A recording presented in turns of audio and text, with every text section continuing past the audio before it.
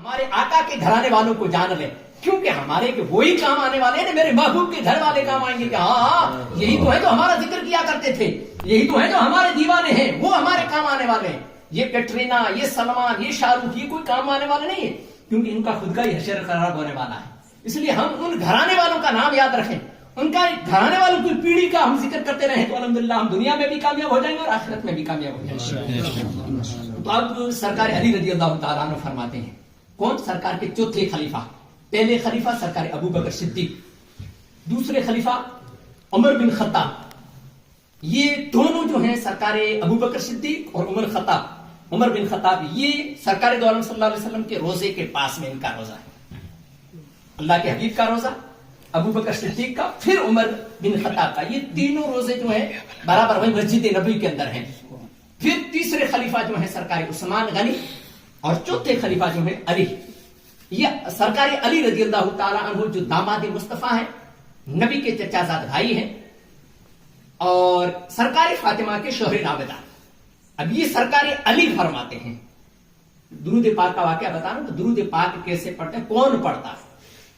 اب یہ سرکار علی فرماتے ہیں کہ میں سرکار دو عالم صلی اللہ علیہ وسلم کے ساتھ جنگل میں جا رہا تھا، جنگل بیابان، تو اس جنگل میں بیابان میں جا رہا تھا، آقا صلی اللہ علیہ وسلم آگے آگے جا رہے تھے، میں سرکار کے پیچھے پیچھے چل رہا، ظاہر بات ہے کہ بڑا آگے چلتا ہے چھوٹا پیچھے پیچھے، تو سرکار کے میں پیچھے پیچھے چل رہا تھا۔ چلتے چلتے راہ میں آواز آئی، غیب سے آواز۔ کیا آواز؟ الصلاۃ والسلام علیک یا رسول اللہ، یہ نبی پر درود ہے، الصلاۃ والسلام علیک یا حبیب اللہ۔ سرکار علی رضی اللہ تعالیٰ عنہ کہتے ہیں کہ آواز آ رہی ہے لیکن آواز دینے والا نظر نہیں آ رہا۔ وہ فرمانے میں نے دائیں دیکھا، بائیں دیکھا، آگے دیکھا، پیچھے دیکھا، اوپر نیچے سب جگہ دیکھا، اس جنگل کے محبوب پہ درود پڑھنے والا کون ہے؟ کوئی انسان یہاں نظر نہیں آ رہا۔ پھر آواز آئی، الصلاۃ والسلام علیک یا نبی اللہ، الصلاۃ والسلام علیک یا رسول اللہ۔ سرکار علی رضی اللہ تعالیٰ عنہ نے چاروں طرف دیکھا، جب کوئی نظر نہیں آیا تب عرض کیا، یا رسول اللہ فدا کا امی و ابی، میرے ماں باپ آپ پر قربان ہوں، میرے آقا ان جنگلات کے اندر آپ پر درود پاک پڑھنے والا کون ہے؟ آقا دو عالم صلی اللہ علیہ وسلم مسکرا کر فرمانے لگے، میرے علی وہ پہاڑ نظر آ رہا ہے؟ سرکار علی نے عرض کیا، ہاں یا رسول اللہ پہاڑ تو دیکھ رہا ہوں۔ کہا کہ اس پہاڑ پر ایک چوٹی نظر آ رہی ہے؟ تو عرض کیا، ہاں یا رسول اللہ چوٹی نظر آ رہی ہے۔ کہا، سرکار نے فرمایا اس چوٹی پر ایک پتھر نظر آ رہا ہے؟ تو کہا ہاں یا رسول اللہ پتھر بھی نظر۔ میرے علی وہی پتھر ہے جو مجھ پر درود پاک پڑتا ہے۔ اے علی یہ مت سمجھنا کہ مجھ پر انسانی درود پڑتا ہے، نہیں، بلکہ مجھ پر غیر جاندار چیز ہے نا، وہ بھی مجھ پر درود پاک پڑتی ہے۔ غیر جاندار ایک پتھر جیسی چیز محبوب پر صلاۃ سگوری پڑے اور ہم انسان ہو کر محبوب پر درود نہیں پڑھ رہے ہیں، تو پھر بے برکتی کا ہم نہیں شکار ہوں گے تو کون ہوگا؟ یہ بے برکتی کا شکار ہونا، ہم جو ہے ہمارے نبی کے ذکر کو بھول چکے ہیں۔ تو عزیزان ملت اسلامیہ، جب جب آپ موقع پائیں محبوب پاک صلی اللہ علیہ وسلم پر درود پاک پڑھتے گا۔ الحمدللہ یہ درود پاک کا صدقہ ہے کہ مجھ جیسے ناچیز نے بھی مدینہ دیکھ لیا۔ یہ درود پاک کا صدقہ ہے، کسی اور کا صدقہ نہیں ہے، یہ درود پاک کا صدقہ ہے۔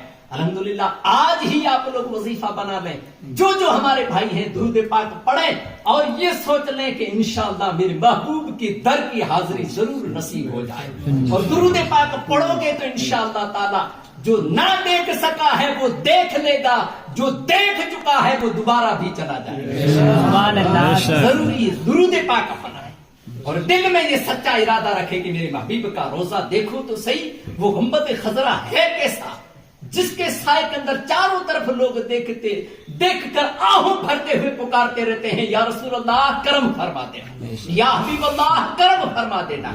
وہ گنبد خضرا ہے کیسا، دیکھ لو سنہری جالی تو پتا چل جائے گا کہ دنیا ہے کیا۔ عزیزان ملت اسلامیہ، میں نے آیت کریمہ پڑھی تھی، کل نفس ذائقۃ الموت، ہر نفس کو، نفس کا معنی ہے روح، نفس کا معنی ہے سانس، ہر سانس والی چیز کو मौत का मजा चखा। समझ गए?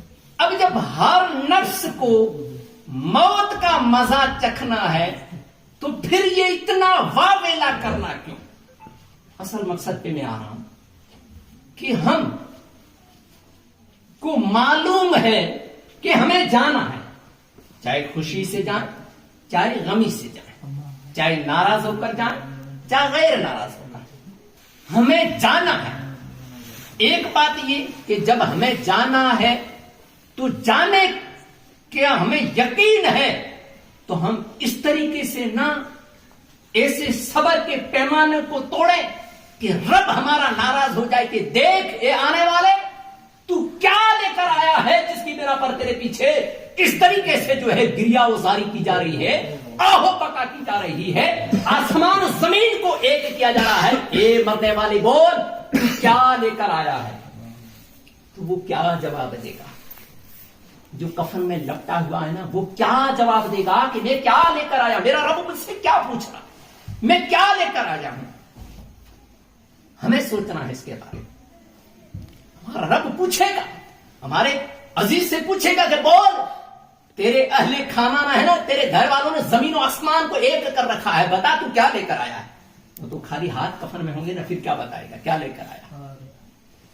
एक दूसरी बात, कुल्लु नफ्सिन जायक़तुल मौत, फिर मैं वापस उसी जगह पर आया हूं। हर नफ्स को मौत का मजा चखना है।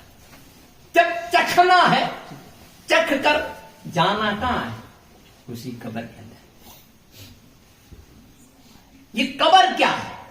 इबरत का, इबरत यानी नसीहत पकड़ने की जगह, नसीहत हासिल करने की जगह। सिकंदर बादशाह जो है ना, इतनी बड़ी सारी दुनिया का मालिक हुआ था, बादशाहत उसने की थी। तो उससे पूछा गया कि बता तूने जो है इतनी सारी अकल का जो है मालिक कैसे बना? इतनी सारी अकल तूने कैसे जमा की? अकल का बादशाह। तो कहा कि मैंने बेअकलों से अकल सीखी है। इससे बेअकलों से अकल सीखी। बताओ अब बेअकलों से कोई अकल सीखता है क्या? आप भी सोचेंगे कि यार बेअकलों से ऐसी अकल सीखी कि अकलों का ताजदार बन गया, अकल वालों का बादशाह बन गया। इतना बड़ा अकल का दानिशमंद, अकलमंद। और पूछा अकल सीखी किससे? कहा कि बेअकलों से। अब बेअकलों से अकल कैसे सीखी? तो कहा कि बेअकल वाला जब उल्टा काम करता तो उसको जूते लगते, मैं समझ जाता हाँ इस काम से मुझे इबरत हासिल करनी चाहिए, नसीहत हासिल करनी। बेअकल वाले को देखता कि कहीं ठोकर खाता, मुझे पता चल जाता हाँ संभल जाना चाहिए, ये रास्ता सही नहीं है। यूं मैं समझता गया, संभालता गया अपने आप को, अकल का बादशाह बन गया। अब मैं वापस आ रहा हूं, कुल्लु नफ्सिन जायक़तुल मौत। वापस देखो कि हर नफ्स को मौत का मजा चखना। अब मौत का मजा चखना है तो जाना का कब्र के अंदर। और कब्र के बारे में बोला है कि कब्रस्तान, महबूब ने फरमाया कि कब्रस्तान जाया तो क्यों? वो इबरत की जगह है, वो बाग बगीचा नहीं है, वो इबरत की जगह, वहां नसीहत हासिल करने की जगह है, वहां नसीहत हासिल करनी चाहिए। क्या नसीहत?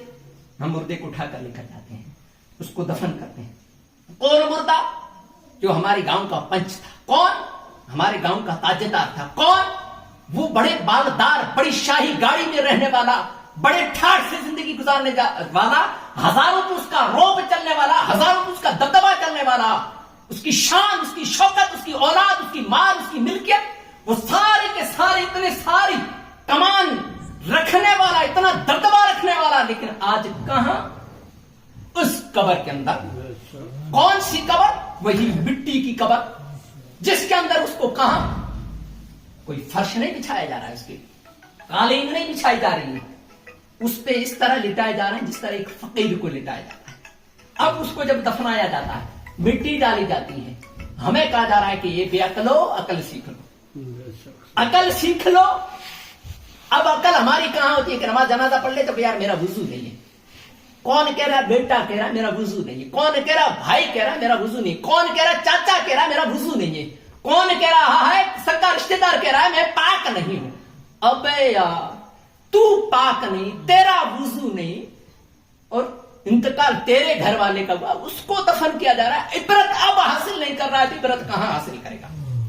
हमें नसीहत करने का मौका है।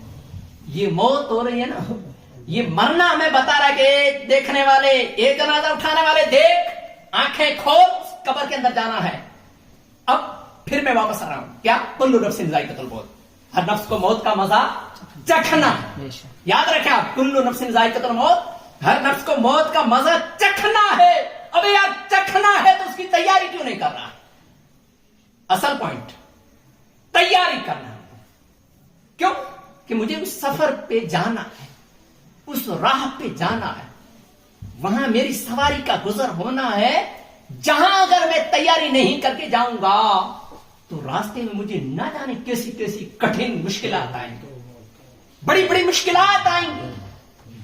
وہاں قبر کے اندر جب دفن کیا جائے گا، فرشتے ایسی شکل کے اندر آئیں گے کہ اٹھا کر کے کھڑا کریں گے کہ بول من ربو کا، بتا کیا جواب دے گا؟ ما دینو کا، من اسلامو کا، ما کانا حاضر رجل ماذا تقول حاضر ماذا کنتا تقول حاضر رجل. یہ سوال ہم سے وہ فرشتے پوچھیں گے جو ڈراؤنی شکل کے اندر آئیں گے. جب یہ سوال ہم سے پوچھیں گے تو بتا، کوئی انجینئر کا پیپر دینے جائے، کوئی کلیکٹر کا پیپر دینے جائے اور تیاری کچھ نہ کرے، کتاب کچھ نہ دیکھے، اور ہائی لیول کا پیپر جب دینے جائے تو اس سے پوچھا جائے تیاری کیا کر کے آیا، تو کہ میں کچھ پڑھ کے نہیں آیا. تو کیا وہ پیپر دے گا؟ کیا وہ کلیکٹر میں پاس ہوگا؟ کیا مقابلے کے لیے آیا کیا؟ یار میں یہ ماسٹروں کی میں نہیں بات کر رہا ہوں، یہ پیرا ٹیچر والوں کی یا کسی اور گرام سیوک کی بات نہیں کر رہا ہوں، میں ہائی لیول کے امتحان کی بات کر رہا ہوں. کہ جب اتنے بڑے ایگزام کے لیے جب وہ ٹیبل پہ بیٹھے گا قلم لے کر کے، اب لکھ اس سوالات کا جواب دے، تو وہ کیا جواب دے گا؟ کوئی بھی سوال. میں نہیں کہہ رہا ہوں کہ اس وقت وہاں یہ سوال آئے گا کہ من ربو کا، ما دینو کا، ماذا کنت تقول حاضر رسول، یہ سوال نہیں آئیں گے. سپوز مان لو کوئی اگر سوال پوچھ لے اور وہ کہے کہ میں ان کی تیاری نہیں کر کے آیا، تو وہ کیا جواب ہوگا اس کا؟ اب اس کا وہ جو ہے ٹائم گزرے گا، وہ کیسے گزرے گا، وہ کیسے ٹائم کو کلیئر کرے گا؟ اسلام کے چاہنے والوں، دین کے نام رکھنے والوں، اسلام کی محبت کو اپنے دلوں کے اندر سجانے والے، تھجانے والے، محبت عربی پہ کلمہ پڑھنے والے، اپنا نام اسلامی رکھنے والے، کچھ اپنے کرتوت جو ہے نا وہ اسلام کی طرف ڈال دو. اپنے کرتوت، اپنے کام، اپنا کردار اسلام کے سانچے کے اندر ڈھال دو. اگر ہمارا کردار اسلام کے سانچے کے اندر نہ ڈھلے تو دیکھ لو کہ حشر قبر کے اندر ہمارا کیا. وہاں ہماری وہاں رشوت نہیں چلے گی کہ جاؤ یہ 2 روپے 5 روپے 50 پیسے دے دو تو رشوت ہوگی کہ نکل جائے ایگزام. وہاں ہمارا اعمال ہمارے کام آئیں گے. کہتے ہیں کہ بھائی فلاں کام ایسا کرے تو مرنے دن وہ اپنی قبر میں جائے گا، کیا پتا وہ اپنی قبر میں جائے گا تو اس سے پوچھا جائے گا بھائی تو تیرا جواب دے. وہاں یہ نہیں کہے گا کہ میرا باپ جو ہے نا بڑا مفتی ہے، تو چوریاں کرتا رہے، تیرا باپ بڑا مفتی ہے، تو کیا ہوا؟ وہاں تو تیرا باپ کا سوال نہیں ہوگا، وہاں تیرا باپ کام نہیں آئے گا، وہاں تو کام آئے گا کہ بول تو کیا قبر میں لے کر آیا ہے، کون سا بیگ لے کر آیا وہ پتا، تو کون سی تیاری کر کے آیا وہ پتا. عزیزان ملت اسلام میں جھنجھوڑ رہا ہوں آپ کو، میں بیان نہیں کر رہا ہوں، میں ایک بات کہہ رہا ہوں، کل نفس ذائقۃ الموت، ہر نفس کو موت کا مزہ چکھنا ہے، تو کیوں ہم نہ تیاری کریں، کیوں اپنے آپ کو سنوار نہ دیں. یہ مت سوچو کہ میں ابھی تو نوجوان ہوں، پھر بڑا ہوں گا، میرے بیٹے ہوں گے، میرے پوتے ہوں گے، پھر جو ہے میں اسلام والی لائن پکڑوں گا، پھر میں مسجد کا کبوتر بن جاؤں گا. نہیں، مسجد کا کبوتر بننے کے لیے اتنی دیر سوچے گا تو قبر بھی آ جائے گی، تو نہیں جا پائے گا. ارادہ کر، من میں ٹھان کے ہاں عبادت مجھے آج ہی کرنی، بندگی مجھے آج ہی کرنی، میرے رب کو مجھے آج ہی منانا ہے. کیوں؟ اس لیے کہ آپ کو پتا ہے، سب جانتے ہیں کہ موت کا وقت پر نہیں، سب چیزوں کا اللہ تعالیٰ نے علم دے دیا، لیکن موت کا علم جو ہے رب نے کسی کو ابھی دیا نہیں. ہاں جن کو اللہ والوں کو دیا ہے وہ دیا ہے، ہم آپ جانتے نہیں ہیں. ڈاکٹر تبھی جانتے نہیں کہ فلاں آدمی جو کتنی دیر کے اندر ختم ہو جائے گا. ہم گھر بیٹھے ہیں، چلتے چلتے روح نکل جائے، کیا پتا کس کو. تو جب روح ہماری نکلنے کا ہمیں ٹائم پتا نہیں ہے، وقت کا جو ہمیں پتا نہیں ہے، تو کیوں ہم نہ تیاری کر رہے ہیں. اصل مقصد یہ ہے کہ ہم موت کی تیاری کر کے رکھیں، کیونکہ اس سفر میں ہم کو جانا ہے۔ جب اس سفر کو ہمیں طے کرنا ہے تو اس کی تیاری کیوں نہ کریں؟ تو عزیزان ملت اسلامیہ، اصل آپ مقصد ایک تو یہ کریں کہ درود شریف کا وظیفہ آپ کثرت سے کریں، کیونکہ انشاءاللہ آپ جب درود شریف پڑھتے رہیں گے تو مدینے والے کا جو عشق تمہارے دلوں میں بیٹھ جائے گا، اور جب مدینے والے کا عشق بیٹھ جائے گا تو ایک دن آپ بھی کہیں مسجد کے کبوتر بن جائیں گے، مسجد کے دیوانے بن جائیں گے۔ اور مسجد اللہ کا گھر آپ نے آباد کر لیا تو سمجھ لو آپ کا گھر خود بخود آباد ہو جائے گا، آپ کے خاندان پلتے رہیں گے۔ کیوں؟ آپ نے اللہ کے گھر کو آباد کیا ہے، رب تمہارے گھر کو آباد کر دے گا۔ رب کا گھر آباد نہ کیا تو چاہے ہم کتنا اپنے گھر کو آباد کرنے کے لیے سنوارنے کبھی سنور ہی نہیں سکتا ہے۔ اسی لیے عزیزان ملت اسلامیہ، کہنے کا مقصد کل نفس ذائقۃ الموت، ہر نفس کو موت کا مزہ چکھنا ہے۔ اب جب یہ سوال ذہن میں جب گونجے تو کہہ دینا کہ جب مجھے مرنا ہے تو کیوں نہ اس کی تیاری کرنا۔ بس یہی میرا آخری پوائنٹ، شروعاتی پوائنٹ، اور یہی سوال ہے، اسی پہ ہمیں غور و فکر کرنا ہے، اور انشاءاللہ تعالیٰ اس پہ اگلی گفتگو جو ہے کل اگر اللہ نے زندہ رکھا تو کریں گے۔ درود پاک پڑھیے، اللہم صلی